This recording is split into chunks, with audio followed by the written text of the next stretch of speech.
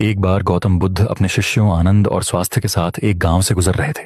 तभी एक व्यक्ति उनके पास आया और पूछा, भगवान क्या ईश्वर है? बुद्ध ने उससे पूछा, तुम्हें क्या लगता है? वह बोला, मुझे लगता है कि ईश्वर है। बुद्ध मुस्कुराए और बोले, तुम्हें बिल्कुल गलत लगता है। इस अस्तित्व में ईश्वर जैसी कोई चीज नहीं है। वह व्यक्ति हाथ जोड़कर चला गया। कुछ देर बाद एक दूसरा व्यक्ति आया और बोला, भगवान मुझे लगता है कि ईश्वर जैसी बातें सब झूठ हैं। बुद्ध मुस्कुराए और बोले, तुम्हें बिल्कुल गलत लगता है। इस अस्तित्व में केवल ईश्वर ही है और कुछ नहीं। ये सुनकर शिष्य आश्चर्य में पड़ गए। शाम को एक तीसरा व्यक्ति आया और बोला, भगवान क्या ईश्वर है या नहीं? कृपया मार्गदर्शन करें। इस बार बुद्ध मौन रहे। उन्होंने कोई उत्तर नहीं दिया। तीनों घटनाओं से आनंद बहुत हैरान हो गया। उसने पूछा, भगवान एक ही प्रश्न पर आपने 3 अलग अलग उत्तर क्यों दिए? बुद्ध मुस्कुराए और बोले, पहला व्यक्ति पहले से ही मान चुका था कि ईश्वर है। मैं उसकी मान्यता तोड़ना चाहता था ताकि वह स्वयं खोज करे। दूसरा व्यक्ति मान चुका था कि ईश्वर नहीं है। मैं उसकी धारणा भी तोड़ना चाहता था ताकि वह भी खोजे।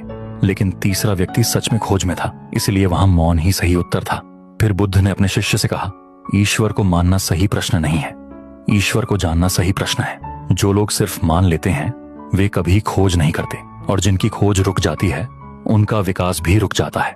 फिर बुद्ध ने एक उदाहरण दिया। उन्होंने कहा, मान लो मेरा एक कीमती मोती खो गया है, क्या तुम उसे ढूंढ सकते हो? शिष्य बोला, हाँ। वह बाहर खोजने लगा लेकिन उसे मोती नहीं मिला।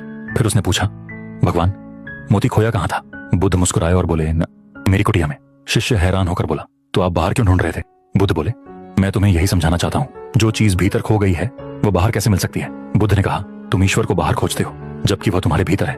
पहले खुद को जानो, अपने भीतर उतरना सीखो। जब तुम खुद को जान जाओगे तभी तुम सत्य को जान पाओगे। बुद्ध ने अंत में कहा, मानना बहुत आसान है लेकिन जानना कठिन है। अगर सच में जानना है तो सवाल करो, खोज करो और अपने भीतर उतर जाओ। नमो बुद्धाय।